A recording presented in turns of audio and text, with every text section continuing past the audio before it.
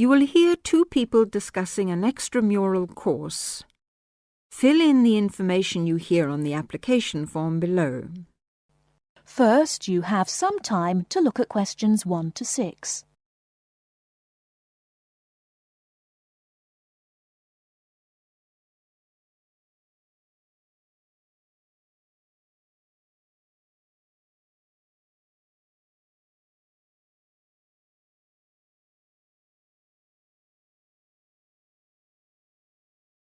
Now, here is the conversation. Hi, Jenny. What are you doing down here? Oh, hello, Steve. Well, I'm trying to fill in this form, but I'm having a bit of a struggle as I sprained my wrist playing tennis yesterday. Don't worry, I'll do it for you. Let's have your pen. Right, fire away. Let's see. I want to do the drama and theatre studies. I'd like to get the certificate. The course number is 60201. No, sorry, 202. It seems to be on Thursday at 7:30. Yes, well, we don't have to put all that down.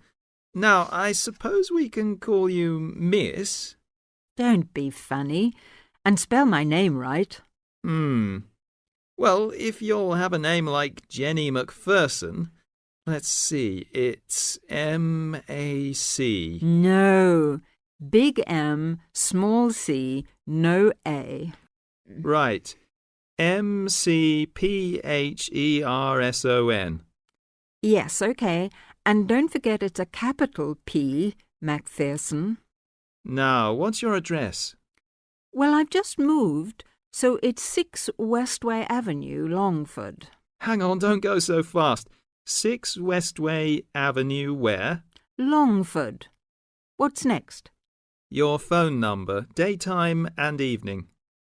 Well, I've only got one, as we can't have calls at school in the daytime, so put down the evening one.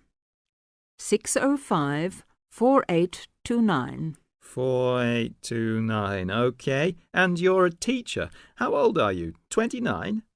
Wish I were. No, 32. Before you hear the rest of the conversation, you have some time to look at questions 7 to 10.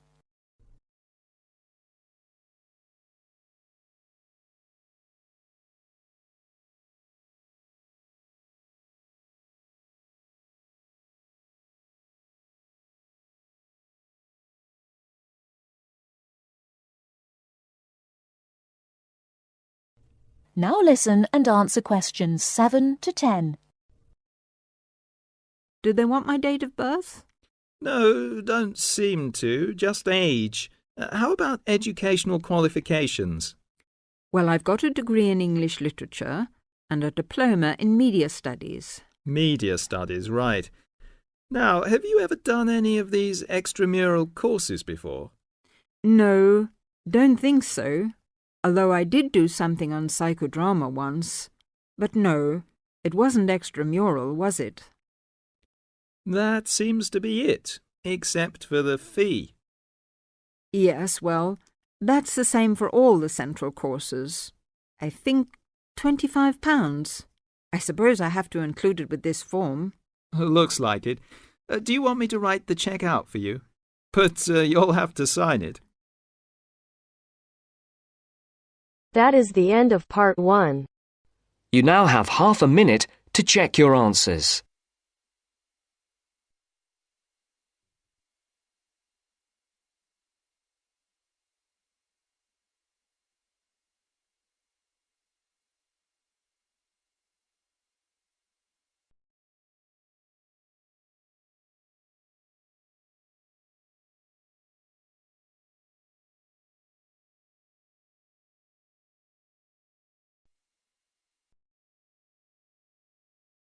Now turns to part 2. Part 2. You are going to hear a travel agent discussing a holiday booking with two customers. Look at questions 11 to 13.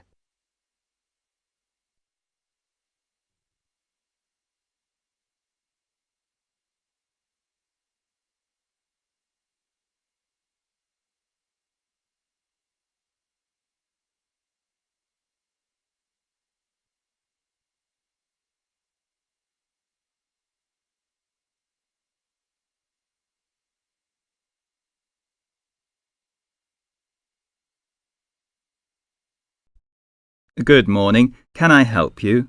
Yes, good morning. We'd like to book a holiday for July, please. Certainly.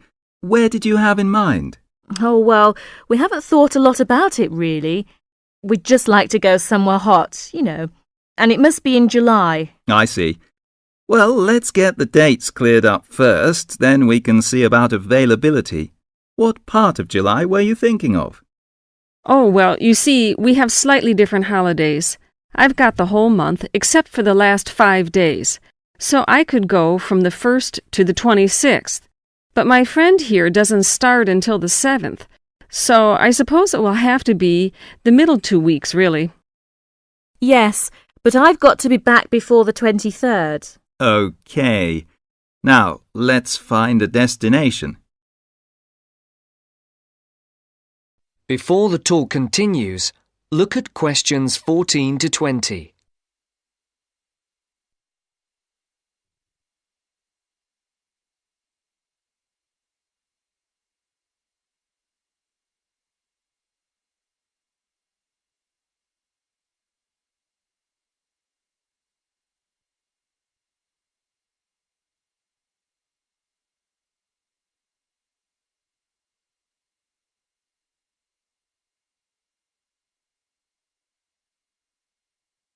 As you listen to the second part of the talk, answer the questions. Any preferences? France? Italy? Oh, not France. We went there last year and it was absolutely packed with teenagers, making noise and getting drunk all the time. Yes, it was terrible. We definitely want somewhere quieter this year. Well, of course, it depends more on the resort rather than the country. There are resorts in every country which cater for the family or the slightly older person. They're usually a shade more expensive, though, as you might expect. Oh, well, we don't mind paying a bit more if it means more peace and quiet, do we? Definitely not. It'll be well worth it. All right, let's have a look at what we've got on the computer. July. Was it 10 or 14 nights you wanted? Oh, the fortnight, please. Right. Well, let's start with Italy. We've got 14 nights, bed and breakfast in Sorrento for £345 from Manchester on the 14th. Or we've got... No, wait a minute. That's no good for me. We wouldn't get back till the 28th, and I've got to be back at work before that. Ah, yes. How about Sweden? 2 weeks, half board? How much would that be? That would be £540 from Manchester again. Well, 540... that seems too much. Well, madam, there's a surcharge for the airport, and it has a 5-star hotel. Oh, well, it's a bit over our budget, really. All right, let's try somewhere else.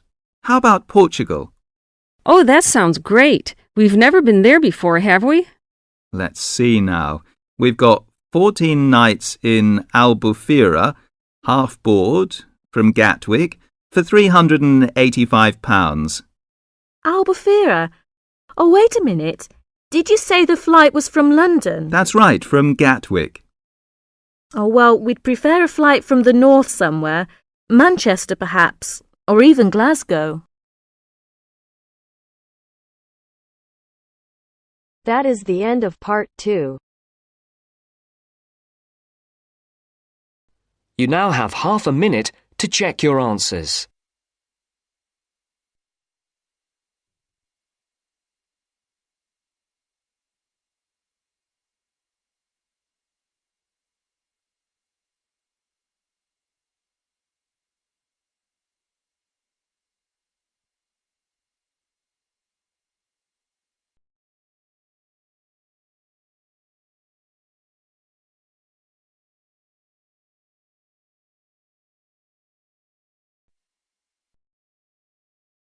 Now turns to part 3. Part 3. You will hear 2 university students talking about a music course. First, look at questions 21 to 23.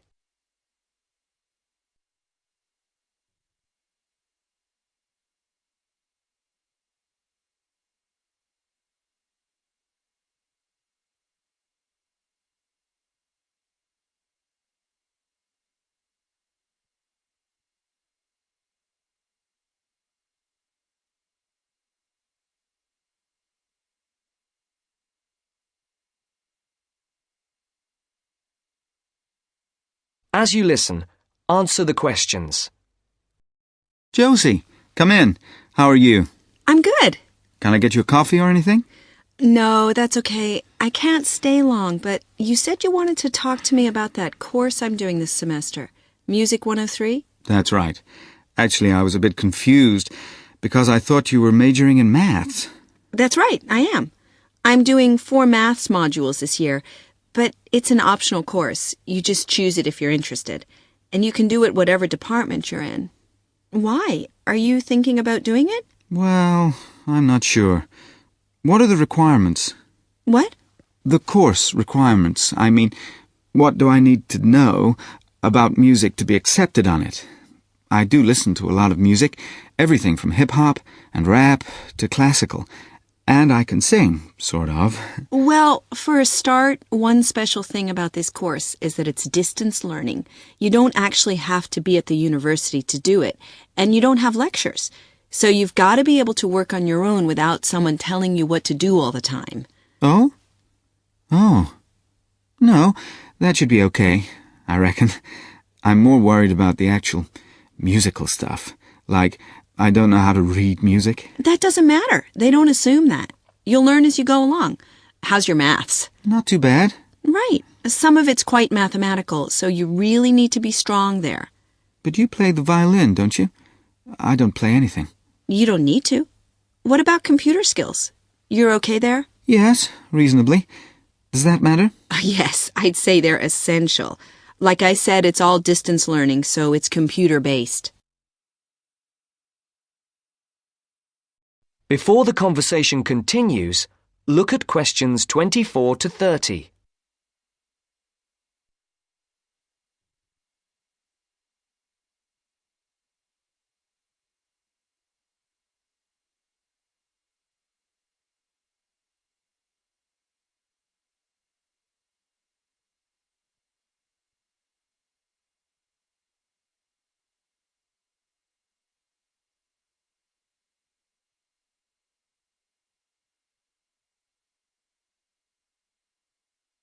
Now listen to the second part of the discussion. What about lectures? You don't attend any. It's all online. So lots of the students aren't here in Canada at all. They're studying from home all over the world. We've got someone from my group in Jamaica and a couple from Taiwan. Oh, and some from Hong Kong as well. So, how does it work? Oh, well, there's a multimedia course website on the internet where you can listen. You can listen and watch at the same time. And of course, you can do it at your own pace. So if you don't understand something, you just go back. Or if you want some more examples of the music, there are links there to things that you can listen to. There's quite a lot of theory, but it's all done through musical examples, so it's practical at the same time. Like in the last module I did, we looked at a bit of the music from the movie Star Wars. The Darth Vader theme, you know. Dum, dum, dum, dum, dum, dum. Yeah. Oh, yeah. Then we looked at a theme from Wagner's Tristan and Isolde. Do you know it? Written in the 1850s. And we could see there were all sorts of parallels between them. And that's a feature of the course. We often look at modern Hollywood themes to illustrate concepts in classical music. It sounds really interesting. Do you have a course book? No, we don't use one. We're given a software program called Notability Lite, and what it does is it presents what we write, the music we write, really clearly. And it also allows us to play back any piece of music on our computer at home. But that's not all. We can write our own music, quite complex stuff for various instruments, and the program plays it back to us. Plays the actual music? Yes, so it means that your computer is actually your own musical instrument. And we can even submit our finished pieces to our tutor by email. So you do need your own computer, obviously. Yes, with at least 64 megabytes of RAM. That's okay. I've got 128. Oh, and a CD-ROM and a sound card, of course. No problem. So, how long is the course? It's 6 months. There are 2 a year, so you could actually enroll for the next one if you wanted. It starts in January. I started last September and I finish in February. And how many credits is it? 3. In order to pass, you've got to do 6 assignments. I'm just doing my 4th one now, and take a final examination. Anyway, why don't you call round sometime and I'll show you the sort of things we do. You can even listen to some of my music. That would be great. Well, thanks, Josie. Now, are you sure you don't have time for that coffee? That is the end of part 3. You now have half a minute to check your answers.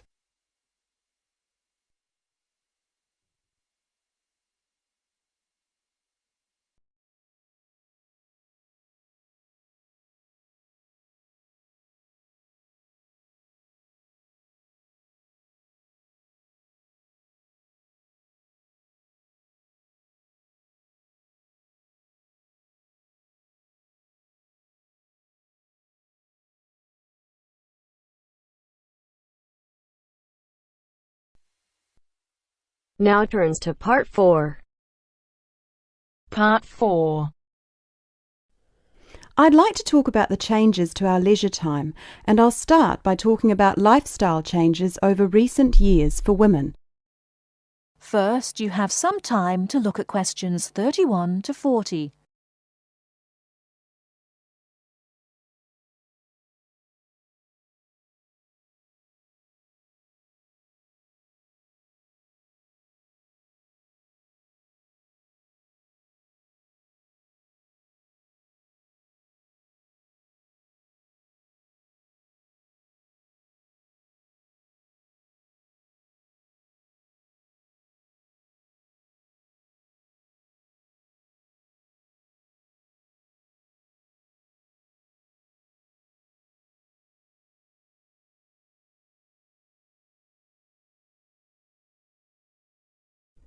Now, listen carefully and answer questions 31 to 40.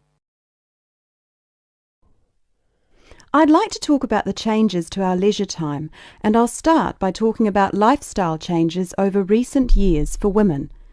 As we all know, the wife and mother of the family has traditionally been responsible for organising and completing household tasks for the family. However, particularly over the last decade or so, we have seen a greater number of women continuing to work after marriage and returning to work after having children. This has significantly reduced the amount of time available for household chores. The result is that nowadays the majority of people own and regularly use products such as dishwashers or microwaves. The modern family often considers hours spent on cleaning and cooking as a waste of valuable time, and generally we are all interested in finding ways of reducing the number of hours we need to devote to such tasks. While washing machines have long been thought of as necessities by families, nowadays so too are microwaves and dishwashers. These goods can drastically reduce the amount of time we need to spend running our home and increase the amount of time available not only to go to work, but also to spend on leisure pursuits. As society develops and we become richer, we put more value on our leisure time and our possessions. The richer a society, the more demanding it becomes. People are no longer happy to work long hours for little return. Expensive holidays, expensive clothes and cars all become more important the more materialistic the society in which we live. Acquiring things and joining the race of acquisition means that modern society spends a lot of time and money purchasing unnecessary goods. Although expensive and persuasive marketing techniques are partly responsible, the demand for such goods often comes from young professionals, those with the money to endlessly upgrade things simply because a better model is made available.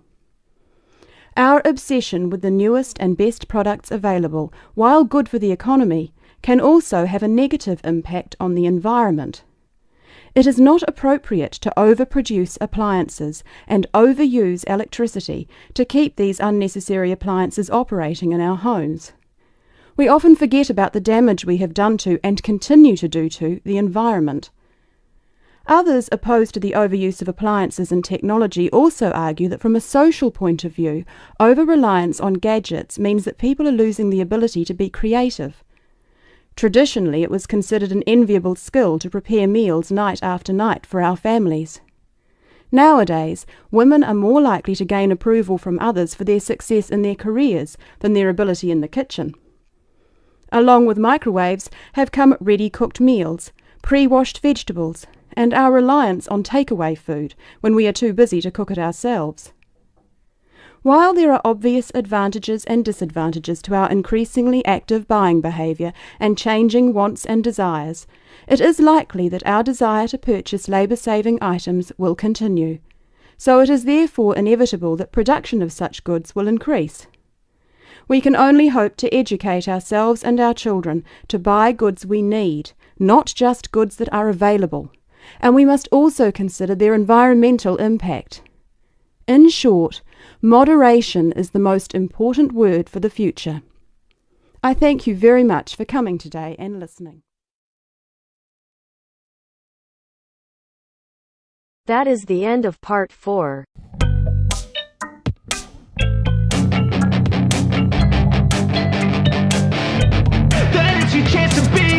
Hey kid, don't ever let them get inside your head. They'll tell you what to do in life instead of everything you know that you could get.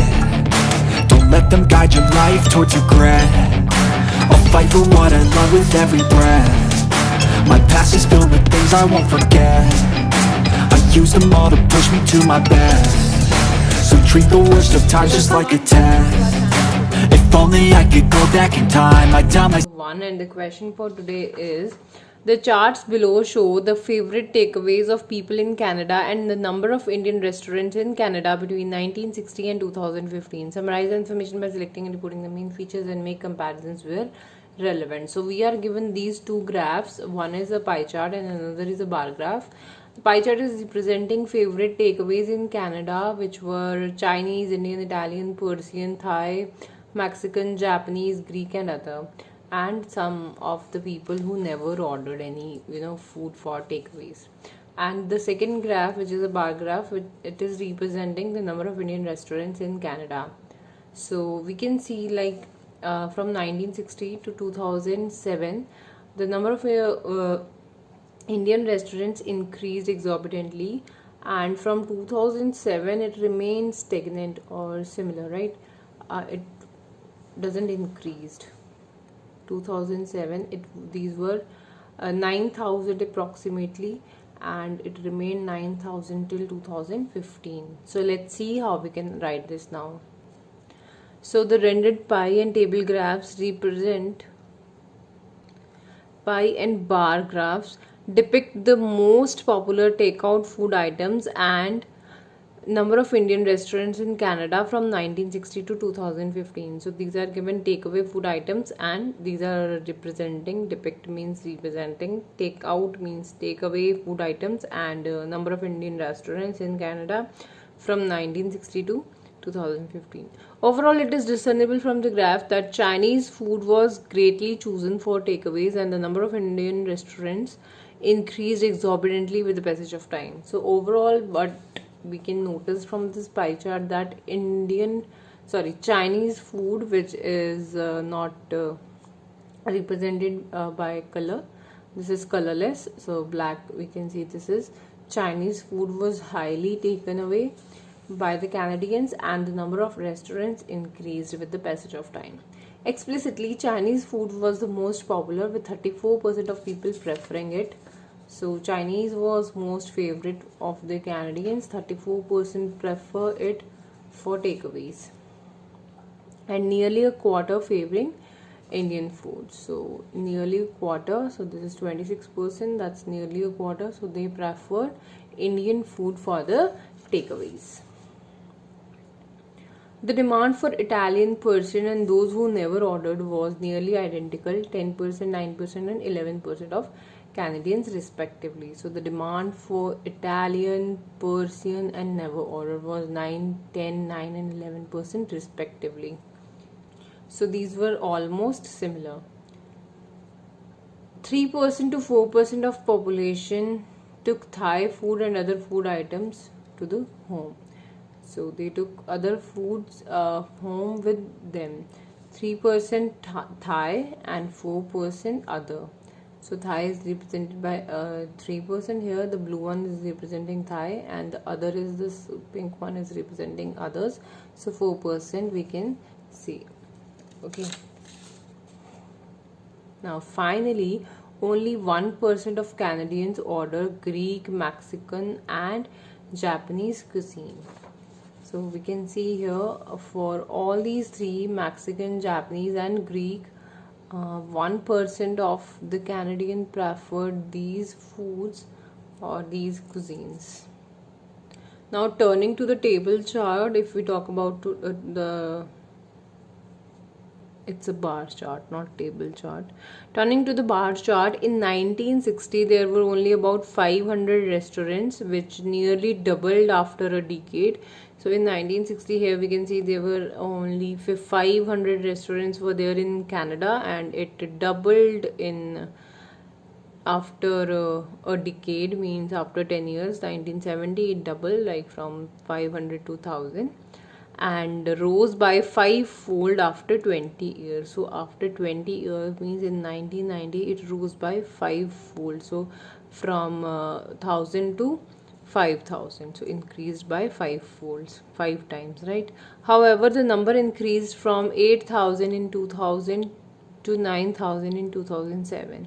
So here 8000 number of restaurants were there in 2000, and in 2007 the number increased to 9000, and from here then remained practically stagnant, means stringent. It remains similar and it didn't move, it neither increased or decreased until 2015. So this was for today. If you like the video, do hit the like button and subscribe to our channel. I'll meet you in the next video. Till then, bye bye and take care.